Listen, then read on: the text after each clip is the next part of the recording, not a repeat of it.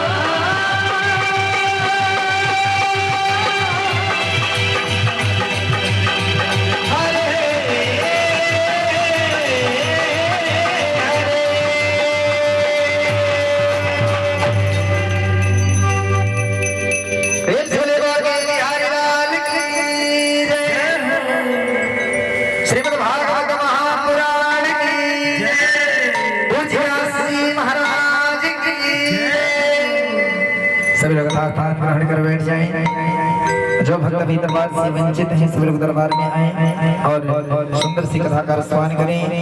पूज्य महाराज जी का आगमन हो चुका है, व्यास गद्दी पर विराजमान हो चुके हैं। पूज्य महाराज जी के चरणों में निवेदन, सभी भक्तों को उदार स्नान कराकर सभी हम भक्तों को कृतार्थ करें। जय श्री राधे, जय श्री कृष्ण, राधे राधे। श्री गणेशाय नमः, श्री सरस्वती नमः, श्री गुरुचरण कमलेभ्यो नमः। ध्येयं सदा परिभवघ्नमभीष्टदोहम्, तीर्थास्पदं शिवविरञ्चिनुतं शरण्यम्। हृद्यातिहं प्रणतपालभवाब्धिपोतं, वन्दे महापुरुष ते चरणारविन्दम्।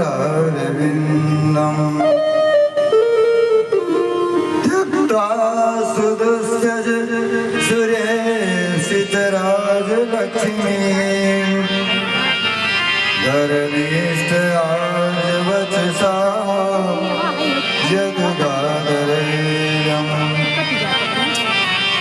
मायामृगं दयित एप्सितमन्यधावत्, वन्दे महापुरुष ते चरणारविन्दम्। अस्ति सत्सर्वैकराग्रविगलत् कल्पप्रसूनाप्लुतं, वस्तु प्रस्तुतवेणुनादलहरी निर्वाण निर्व्याकुलम्। स्रस्तस्रस्त निबद्धिनी विविलसत् गोपी सहस्रावृतम्, हस्तन्यस्तनतापवर्गमखिलो दारं किशोराकृतिः। वंशी विभूषितकरान् नवनीरदाभात्, पीताम्बराधरुणबिम्ब फलाधरोष्ठात्, पूर्णेन्दुसुन्दरमुखात् अरविन्दनेत्रात्, कृष्णात् परं किमपि तत्त्वमहं न जाने। गङ्गातरङ्गरमणीयजटाकलापं, गौरी निरन्तर विभूषित वामभागम्, नारायण प्रिय मनङ्गमदापारम्, वाराणसीपुरपतिं भज विश्वनाथम्। उल्लङ्घ्यसिन्धो सलिलं सलीलं, यशोकवैनिर्जनकात्मजाय, आदाय तेनैव ददालङ्कां, नमामि तं प्राञ्जलिराञ्जनेयम्। नारायणं नमस्कृत्य नरं चैव नरोत्तमं, देवीं सरस्वतीं व्यासं ततो जयमुदीरयेत्। श्रीसीतानाथसमारम्भां, श्रीरामानन्दार्यमध्यमाम्, अस्मदाचार्यपर्यन्तां वन्दे श्रीगुरुपरम्पराम्। गौराङ्गं रसमयं नित्यं रसाचार्यं रसोत्तमं, श्रीश्यामसुन्दरदेवाख्यं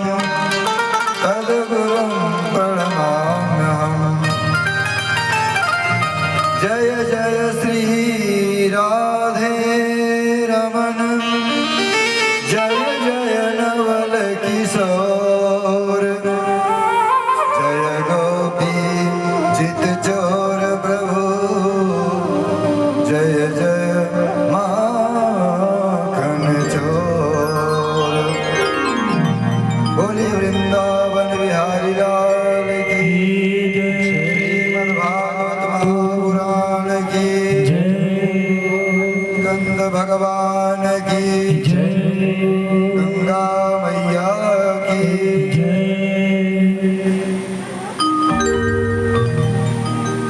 परम मंगलमय परात्पर अखिलेश्वर अकारण करुणा वरुणालय भक्त वंशा कल्पतरु तड़ित विनिंदित पीतांबरधारी बालकृष्ण लाल की वांगमयी प्रतिमूर्ति श्रीमद् भागवत महापुराण समस्त विघ्नों को दूर करने वाले विघ्न विनायक श्री गणेश जी महाराज त्रिपुर सुंदरी राजराजेश्वरी अखिल ब्रह्मांडीश्वरी श्री दुर्गा माँ अनंत बलवंत संत ज्ञानियों में अग्रगण्य श्री मारुति नंदन हनुमान जी महाराज व्यास पीठ पर आवाहित समस्त देवी देवतागण भगवान नर नारायण व्यास सुखदेव सभी के चरणों में प्रणाम करते हुए वेदास मंचस्थ है जिन्होंने अपने इस मानव जीवन में अथक प्रयास करके इस श्रीमद् भागवत कथा का आयोजन किया। ऐसे हमारे इस यज्ञ के यजमान श्रीमती प्रेमपति द्विवेदी जी, इनके परिवार के सदस्य, हमारा सहयोग कर रहे वैदिक विद्वानगण, संगीत के साथियों, हमारे साउंड सर्विस श्री नागेंद्र जी, इस ग्राम सभा के प्रतिष्ठित सम्मानित नागरिक बंधुओं, ममतामयी, करुणामयी, स्नेहमयी, वात्सल्यमयी माताओं, बहनों तथा प्यारे बच्चों, आज इस भागवत कथा ज्ञान यज्ञ से आज तृतीय दिवस है। सायंकालीन बेला में हम सब लोग भगवान की सुंदर कथा श्रवण करने के लिए एकत्रित हैं। हम सब लोग कथा का श्रवण करें, इससे पूर्व अपने मन और वाणी को पवित्र करने के लिए भगवान नाम का कीर्तन करें। बहुत प्रेम से भगवान के नाम का कीर्तन करें। तत्पश्चात आप सबको भगवान की सुंदर रसमयी कथा श्रवण कराई जाएगी। आइए बहुत प्रेम से आप लोग भगवान नाम का कीर्तन करें। बोल राधे बोल राधे बोल राधे बोल, राधा माधव गोविंद बोल, बोल राधे राधे राधे बोल, केशव माधव गोविंद बोल, बोल हरि हरि हरि बोल, राधे माधव गोविंद बोल, बोल हरि हरि हरि बोल, केशव माधव गोविंद बोल।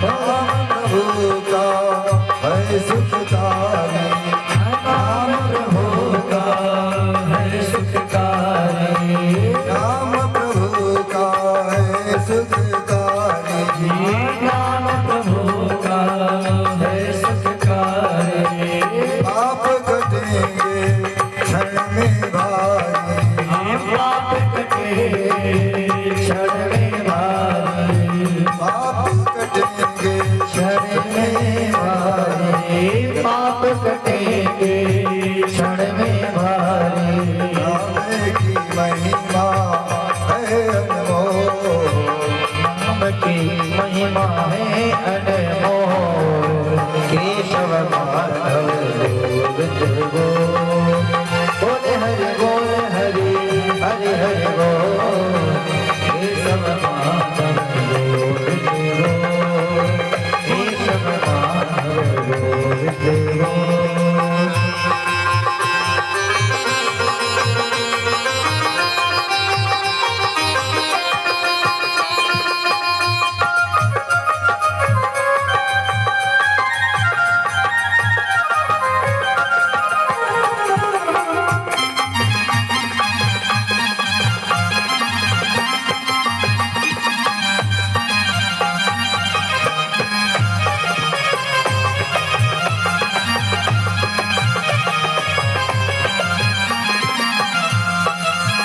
सबरी अहिल्या सदन कसाई सबरी अहिल्या सदन कसाई सबरी अहिल्या सदन कसाई सबरी अहिल्या सदन कसाई नाम जपन से मुक्ति पाए नाम जपन से मुक्ति पाए नाम जपन से मुक्ति पाए नाम जपन से मुक्ति पाए नाम की महिमा है अनमोल नाम की महिमा है अनमोल हे सब मानव गोविंद बोल हे सब मानव गोविंद बोल बोल हरि हरि हरि बोल बोल हरि हरि बोल हे सब मानव गोविंद बोल हे सब मानव गोविंद बोल हे सब मानव गोविंद बोल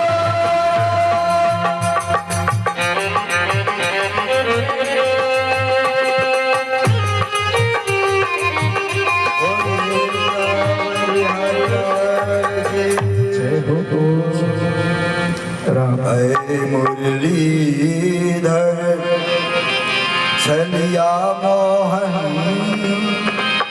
हम तो तुमको दिल दे बैठे मुरलीधर छलिया मोहन वेद तुमको दे बैठे मुरलीधर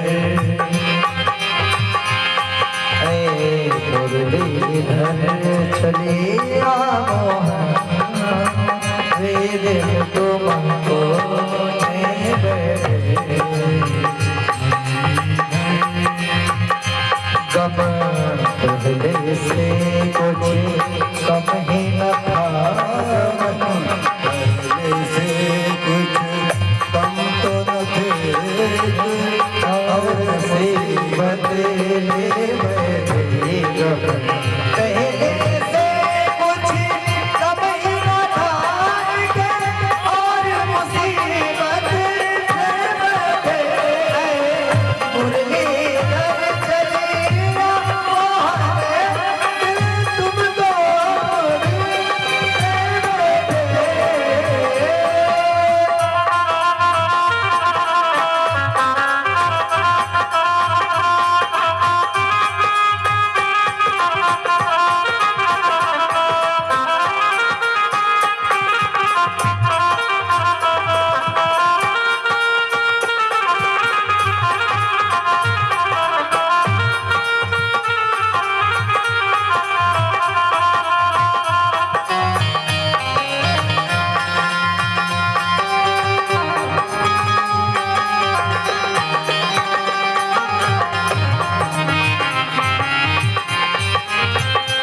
दिल कहता है तुम सुंदर हो दिल कहता है तुम सुंदर हो आँखें कहती हैं दिखलाओ दिल कहता है तुम सुंदर हो आँखें कहती हैं दिखलाओ मिलते नहीं हो आकर के तुम मिलते नहीं हो आकर के हो के उसी दिल में बैठे मुरलीधर छलिया मोहन तुमको दे बैठे मुरलीधर छलिया मोहन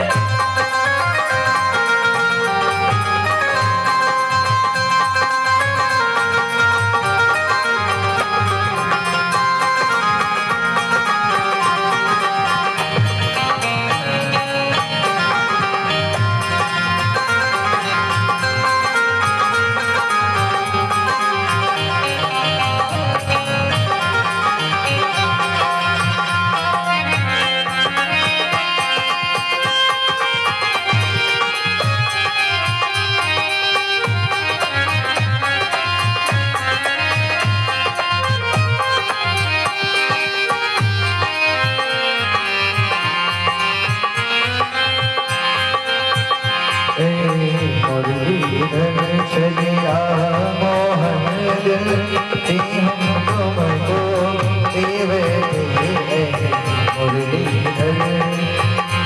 हरे राम राम राम हरे हरे, हरे राम राम राम हरे हरे। बोलिए वृंदावन बिहारी लाल की जय हो। आनंद कंद भगवान की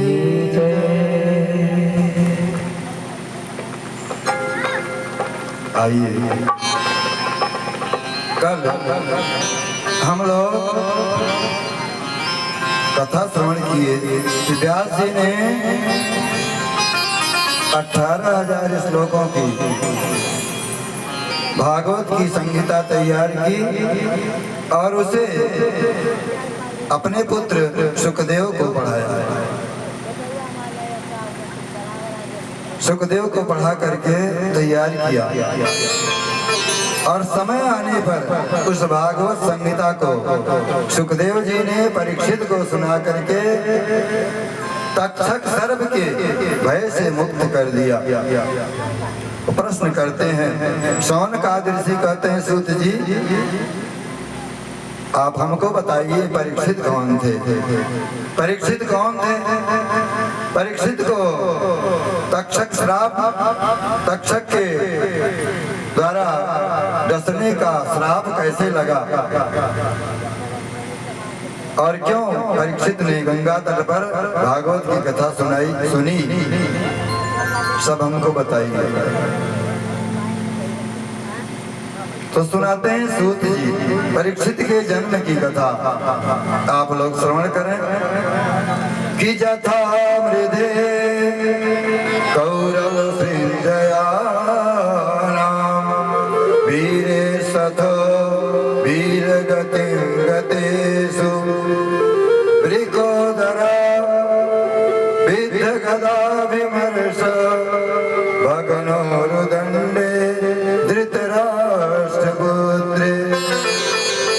जिस समय भीमसेन की गदा से दुर्योधन का जंघा टूट गया, भीमसेन ने गदा का प्रहार किया और दुर्योधन का जंघा टूट गया। आप लोग संक्षेप में सुनिए। कौरव पांडवों को आप लोगों ने सुना होगा।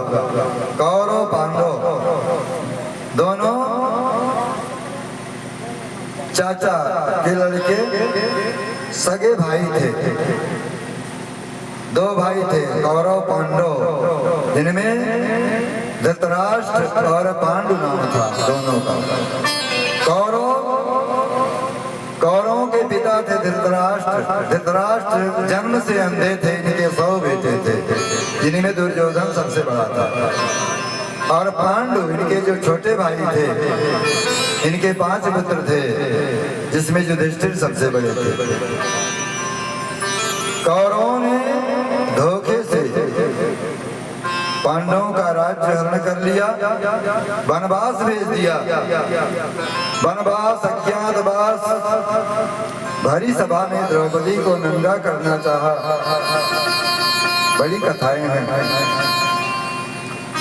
कौरवों ने पांडवों के साथ कितना अत्याचार किया, लेकिन धृतराष्ट्र महाराज गद्दी पर विराजमान है।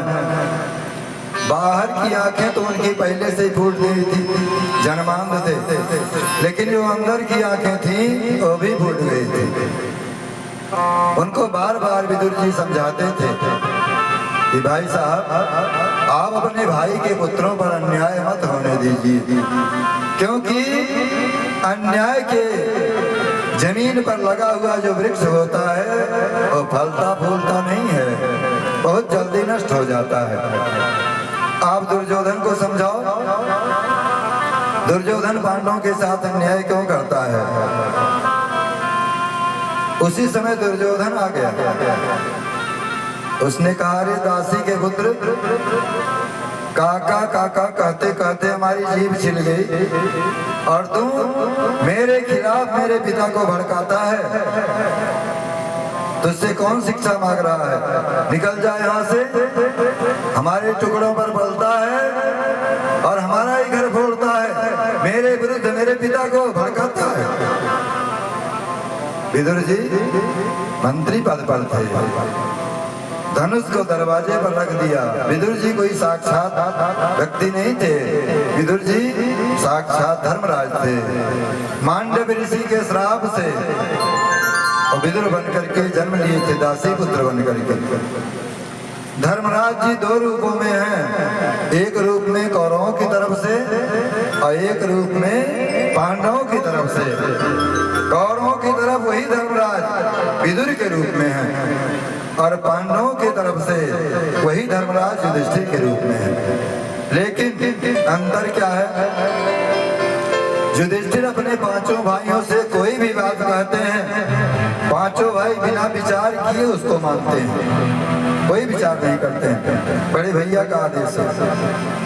और कौरव जो हैं, विदुर यद्यपि की बहुत बुद्धिमान है, नीतिवान ज्ञानवान है, लेकिन कौरवों को विदुर जी कुछ भी समझाते हैं, कौरव मानने को तैयार नहीं।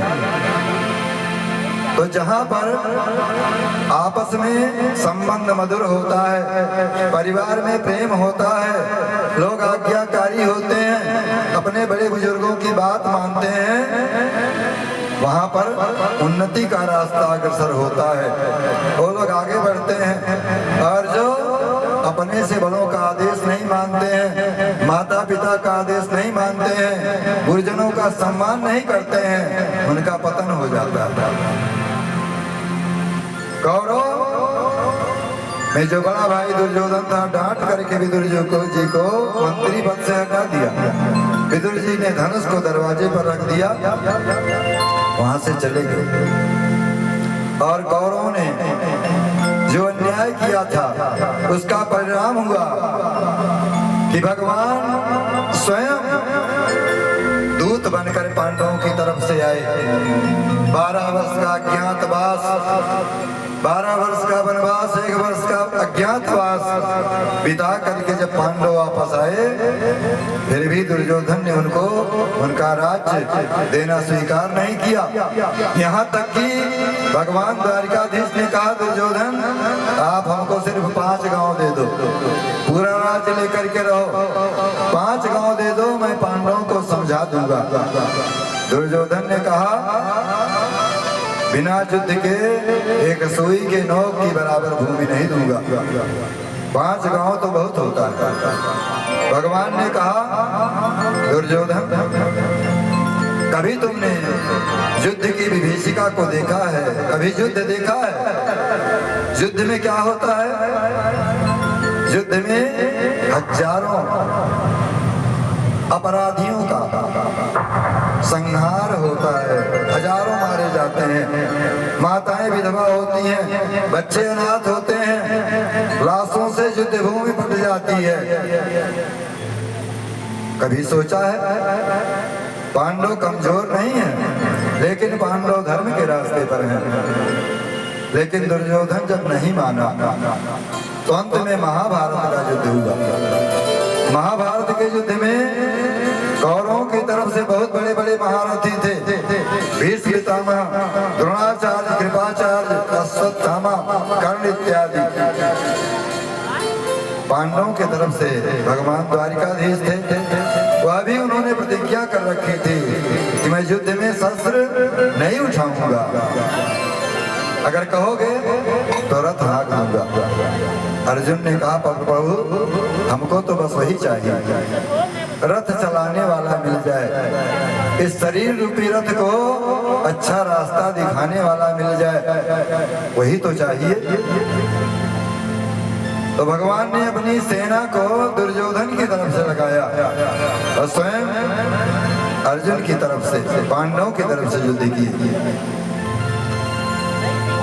उसमें बड़े बड़े वीर योद्धा मारे गए और 18वें दिन के अंतिम युद्ध में दुर्योधन का भीमसेन से गदा युद्ध हुआ। गदा युद्ध में दुर्योधन भीमसेन दोनों टक्कर के थे। भीमसेन भी बलवान थे, 10,000 हाथियों का बल था, लेकिन दुर्योधन भी कम नहीं था। और उस पर उसे गांधारी का वरदान भी था। गांधारी जो थी, गांधार देश की पुत्री, उनका विवाह जब धृतराष्ट्र के साथ में हुआ, उन्होंने सोचा कि जब हमारा विवाह एक अंधे के साथ में हो रहा है तो हम अपनी आंखों पर पट्टी बांध लेती हैं। गांधारी अपने आंख पर पट्टी बांध कर रखती थी और अपने पति का साथ देती थी। अंतिम दिन के युद्ध में समस्त कौरव जब मारे गए, गांधारी ने दुर्योधन को अपने पास बुलवाया, संदेशा दिया कि मेरे पास आओ और वो भी नंगे आओ, शरीर पर वस्त्र न रहे। दुर्योधन रात में ही गांधारी के पास नंगी अवस्था में जा रहा था। भगवान को पता चला, द्वारिकाधीश रास्ते में जाकर खड़े हो गए। बोले, अरे दुर्योधन, एक राजा होकर के इस प्रकार से नंगे जा रहे हो, कहाँ जा रहे हो?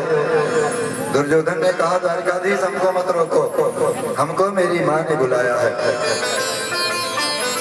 ठीक है, माँ के पास जा रहे हो, लेकिन कम से कम एक कौपीन, एक लंगोटी पहन लो।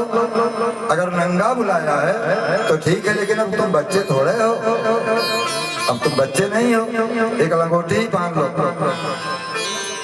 दुर्योधन की बुद्धि को बहका करके भगवान ने कहा, केले का पत्ता लपेट लो, लगा कर गया।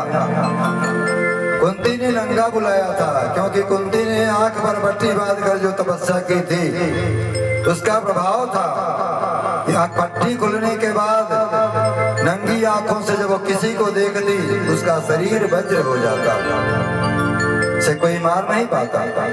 दुर्योधन गया, माता गांधारी को प्रणाम किया और गांधारी ने जब आंख की पट्टी खोली, दुर्योधन की तरफ देखा तो दुर्योधन का पूरा शरीर वज्र हो गया, वज्र के समान कठोर हो गया।